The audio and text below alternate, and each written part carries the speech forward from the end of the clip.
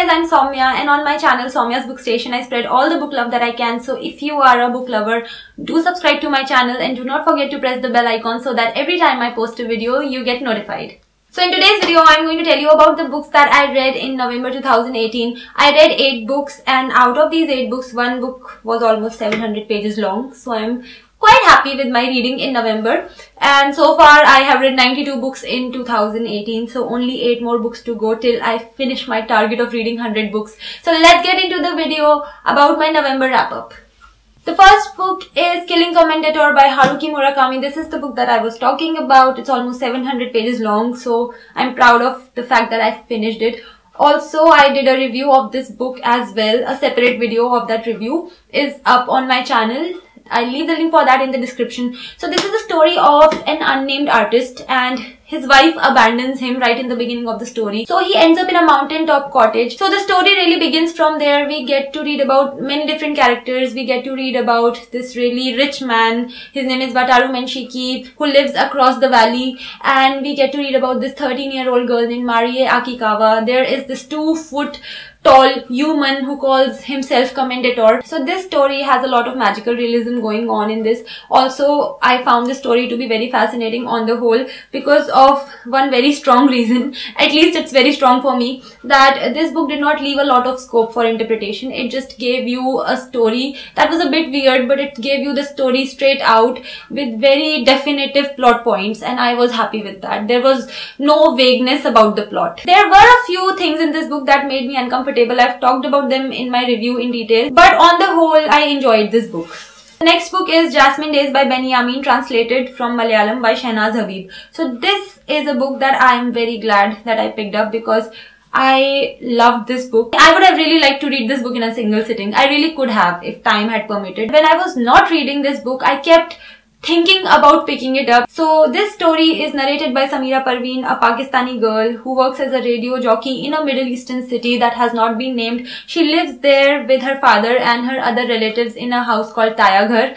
Now everything in her life is going fine until the country gets struck by a rebellion, and that rebellion also reaches her city. And how all that brings severe changes in her life is what this book is about. The next book is I've Never Been Unhappier by Shaheen Bhatt. So Shaheen Bhatt is Alia Bhatt's sister, and she has written this absolutely important and a necessary book. This book is not available in any other format apart from an ebook format. So in this book, Shaheen Bhatt has talked about her experience with depression and how she dealt with it. This is a book that hits home, especially if you are somebody who has been through depression. There were so many portions in this book that literally made me tear up because they were so relatable. Then there were other parts in this book that made me flinch because this book can be really triggering. She has talked about her experience with depression unabashedly. She has literally talked about every aspect of it, and that can make you flinch because depression is no joke. She has literally stressed upon the fact that taking help for depression is something that people should do because depression is a legit thing. It is not an illusion, and people should stop making it seem like it's not important or it's something that can be dealt with if you ignore it. I feel everybody should read this book. People who are going through depression will somehow find comfort in this book because her words are comforting. And people who feel that depression is an overrated thing or it's an illusion should also read this book because it will be a very educational experience for them.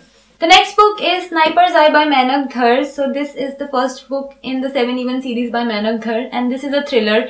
So this is the story of a man named Aditya Ghosh. He's been working in the corporate sector for the last 3 years, and he's been leading a relatively normal life away from his dark past. But one day when he's on a movie date with his girlfriend, a man walking in front of him gets shot.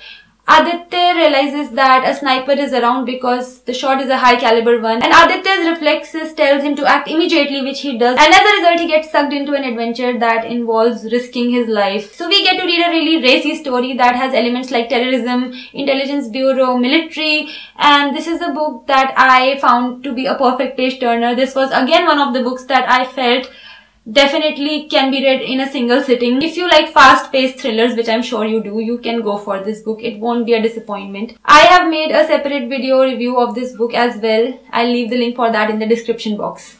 The next book is Punachi, or The Story of a Black Goat by Perumal Murugan, translated from Tamil by N. Kalyan Raman. This is my second book by Perumal Murugan. So this is one book that I was not planning on picking up because it did not really spike my interest that much, but then I read so many good reviews of this book that I decided to go for it. So this is the story of a little black goat named Punachi who comes into the possession of an old couple, a goat herd and his wife. And they basically keep her with them, and this story mainly focuses on Punachi's life, but it also talks about the lives of the old couple. In this book, you feel bad for each and every character. You feel bad about the goats. You feel bad about the old couple as well because they're poor people. This is the kind of book that doesn't make you smile even once because of the plot. It's mostly a sad book, but at the same time, you're not able to put this one down as well. And also, this is a book that finishes very quickly. So this story talks about how the relationship between the old couple and Punachi, especially the old woman and Punachi, how initially it is a relationship full of affection, but then Punachi starts feeling restricted by them because they do restrict her. The book mainly focuses on the lives of goats. It also talks about everything in their lives, including the mating seasons and their mating habits. That has been talked about quite explicitly, that I'm not sure how I felt about that. It was a bit uncomfortable to read about, but that did not make me like this book any less, because the point and the message that this book conveys is a very strong one, and that is that when you are in a position where you are at the mercy of other people, you will always be unlucky. The next book is Once Upon an IAS Exam by K. Vijay Karthikeyan. I have made a separate video review of this one as well. I'll leave the link for that in the description. So this is the story of a 25-year-old mechanical engineer, Vishy. Now Vishy wants to become an IAS officer, so he's not able to clear his first attempt, that is his prelims. But he does not get depressed because of that. He decides that he's going to take coaching classes for his next attempt, and he is going to give his best. Meanwhile, he also tells his best friend Ritika about his feelings and he proposes to her. So in the story, we follow Vishy's life and the lives of other IAS aspirants as well. And this book also takes a dig at the coaching center culture in India. Overall, this book was relatable and funny. I felt that the language of this book was a little bit on the raw side. It could have been a little more refined, but on the whole, I feel that this is an enjoyable read. The next book is Cobalt Blue by Sachin Kundalkar. This one has been translated from Marathi by Jerry Pinto. So in this story, a guy comes to stay in Joshi family's house as a paying guest, and the siblings Tane and Anuja both fall in love with him, and they both develop a deep bond with him. And one day he suddenly disappears and both of them are left heartbroken, and we get to read the story from their perspectives. There are two separate sections. One is dedicated to Tane and the other is dedicated to Anuja. This book basically focuses on how when you really love somebody and when you really feel attracted to them, you really feel connected to them, how you become dependent on their presence for your happiness. And when that person leaves, that shatters you. I think it's a great book and I had a very good experience reading it. The next book is Latitudes of Longing, a novel by Shubhangi Swaroop. I saved this one for the last because, guys, an unpopular opinion is heading your way. This is one of the most praised and acclaimed Indian books of 2018. Yet I won't be adding my voice to all the praises because I did not love this book. When it comes to reading a book, I am all for lyrical prose because the more poetic the language, the more enriching the reading experience becomes. But what happened in case of this book was that there were way too many metaphors for my liking. This book has focused a lot on geographical elements like islands, rivers, fault lines, valleys, and the author has personified these elements from time to time. That did not work that well for me because for me that really took the focus away from the main story, and the main story was not that strong. Also, the character development of this book is not exactly something that I loved, and because of all this, I was not able to connect with the book. There were parts in this book that I liked, but those parts were not very frequent. The two stories that did end up holding my interest to some extent were that of a character named Plato, who is a revolutionary from Burma, and then there is the story of Thapa, who is a Nepalese smuggler. If you love reading about geographical elements, natural elements, and if you love metaphors, and if you are somebody who can enjoy a book solely on the basis of lyrical language, then you can go for it.